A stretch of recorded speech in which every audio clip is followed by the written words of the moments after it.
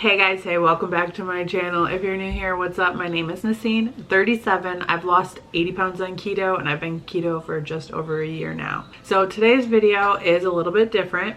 I'm doing a collab with a bunch of other ladies, and in this collab it's hosted by Jess from Journey to Healthy. It's kind of like why and how I've stayed keto. So Jess mentioned that on her journey, when she was first starting, it was helpful for her to see how other people had been keto, what made them stay keto, what was the hardest part about it, and just basically real life stories from other people helped her on her journey. So she asked a bunch of us if we wanted to get together and kind of just like record our own version of that, and so that's what this is. Down below will be everybody's channels linked, and I highly suggest checking them out because they're all amazing people and they all do similar content as to what I do here, and I love them all so much. So the first question is, how and why did I start keto?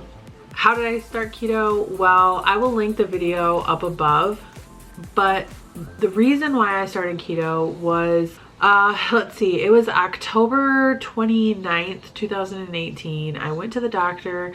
I actually was going because my knees were cracking, and I was over 300 pounds. Honestly, I don't even really know how much I weighed because I didn't have a scale.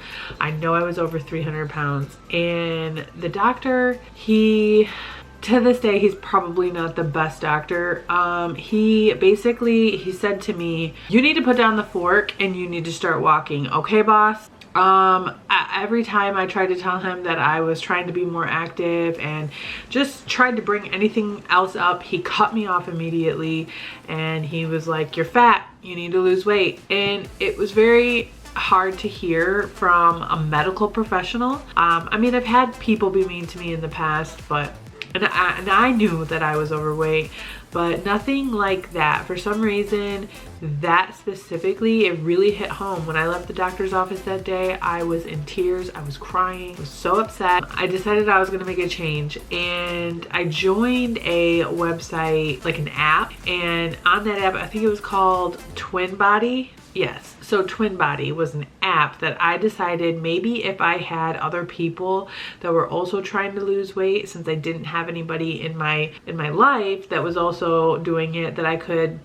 get some inspiration from that. I had never thought to look on YouTube for any inspiration, so I found the app, I joined it, and as I was scrolling through it, the first few days I was counting calories and I was just trying to eat healthier in general, and I did lose like a pound or two. I kept seeing recipes for keto, so I was like, what the heck is that? So I looked it up and found out what it was. I did more research on it, and then I started finding YouTube videos on it as I was Googling it. So I wanted to learn more about it. I started watching channels like Thomas the Low Carb and Catherine Michelle and Keto Connect, and I got really into it, and I've lost 80 pounds so far. So the next question was, how long have I followed the keto lifestyle?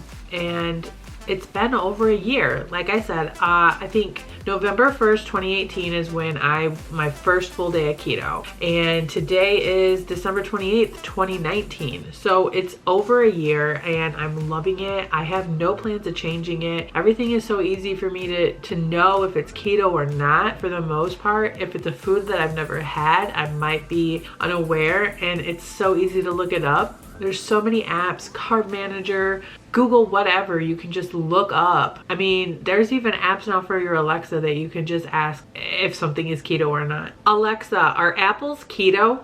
No, apple is generally prohibited in the ketogenic diet. You see what I'm saying? It's that easy. What works for you? How many carbs? Track, meal planning, and anything that makes keto work for you. So what works for me, generally, I do net carbs. I do track my vegetables. I know a lot of people out there don't track their veggies. I do track my veggies. I do net carbs. I do 20 net carbs. Let me pull up my... Alright, so I do 1,590 calories, 20 net carbs, 103 protein, and 123 fat. this is what works for me. I don't count my total carbs. I know a lot of people do. If you're really trying to be strict, then you could do that. But I feel like putting too much pressure on myself, that's when I mess up. Anytime I've done an egg fast, a beef and butter fast, any of those weird fasts, I always seem to mess up. I like sabotage myself. The best way that I can do keto is to use my carb manager to track everything that I'm eating, to count net carbs, and to allow myself to have some sugar alcohols as long as they're the accepted sugar alcohols. Like avoid maltitol, don't try to take in maltodextrin, like go for stevia, erythritol, you know, stay clear of the bad sugar alcohols. Allow yourself to have a keto sweet every once in a while. Don't make it a habit to have it every day. That's where it can start to get hard. If you kind of just stay to the basics, you're gonna be successful. My roommate is currently on his 2nd week of keto, and I've been helping him a lot, and it's helped me kind of reel myself in because I make crazy elaborate meals, and you know, I want to make desserts and I want to do all that. And I did that when I first started keto, and then I got pretty basic, and then I hit a stall, and then I will lose and then go up and then lose. But that's me. That's me. That I know what I have to do, and that's why I'm at the up and down right now, is because of the keto treats and sweets, and you know, all the extra ingredients that I don't necessarily need in order to be keto. You don't need to make all those crazy meals to be keto. Now, what is good about making those meals is are able to have a wider variety of food so you don't get so bored. So I would save those for when you start getting a little bit bored. You can try some of those, kind of mix it up a little bit, but for the most part, it is so simple to eat keto. I really went off there. Any side effects? The one side effect that I have experienced is leg cramps and headaches. Now, when you're getting into ketosis, I think it's usually about like week 2, you start to get the keto flu if you're not keeping up on your electrolytes, if you're not supplementing with any type of electrolyte replacement, your magnesium, your sodium. I like to use the pink Himalayan salt and make Sole water, which there are tons of videos out there that you can follow. I have one somewhere. I think it's just in a vlog.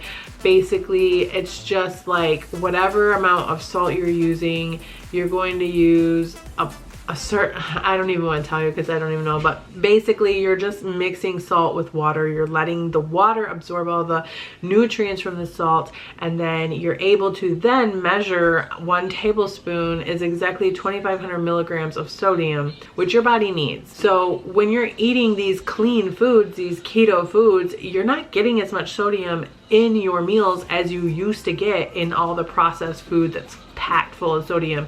So your body, and you're flushing it out so much with all the extra drinking, and you know, your carbs hold on to fluid. It's a whole thing, girl, or guy.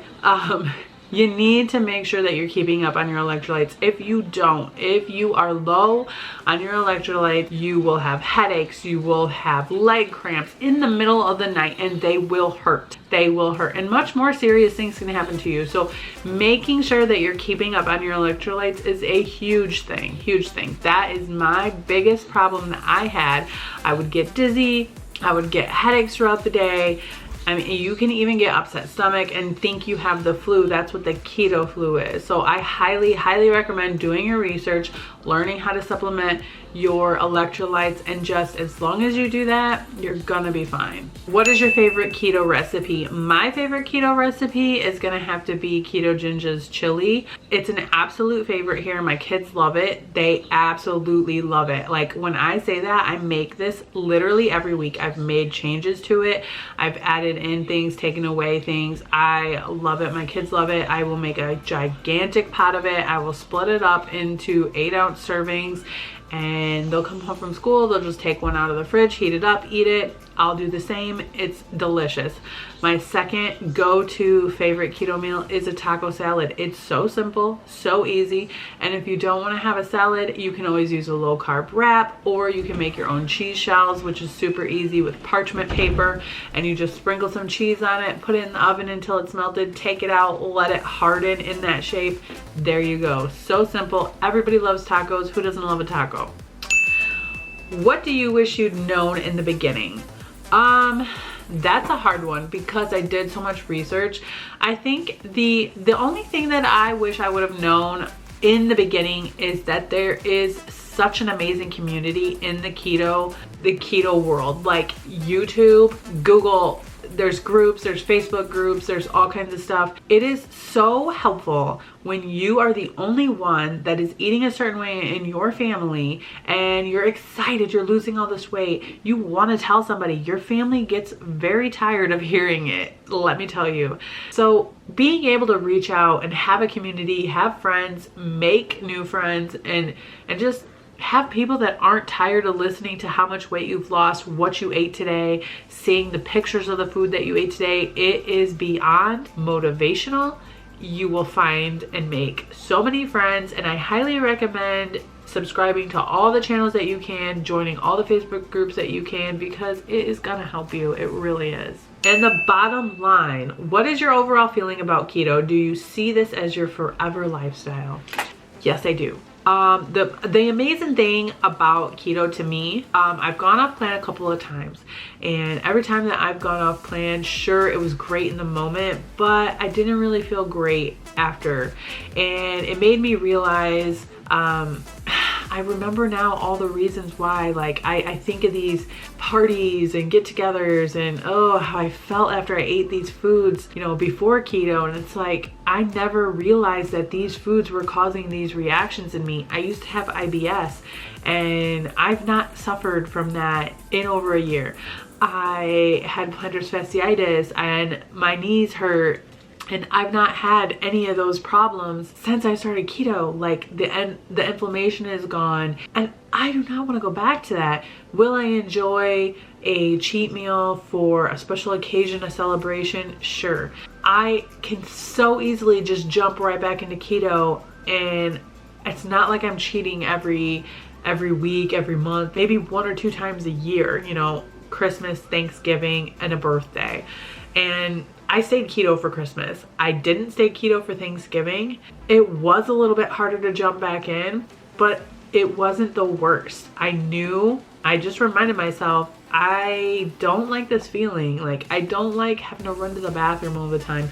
I don't like the bloat, the headaches, the tiredness. I miss the energy, the feeling of being alive. I can play outside with my kids. I want to go to the store. I want to go do things. I don't want to just sit around. It's so amazing how you feel when you are following the keto lifestyle, and trust me, you'll see that once you get that energy, you're gonna want to hold on to it. So I hope that my answers somehow helped you out, helped answer some sort of questions for you. If you liked this video, please give it a big like. Please consider subscribing to my channel if you are new here, and please check out all the lovely ladies down below in the description box, and I'll see you guys again real soon. Bye.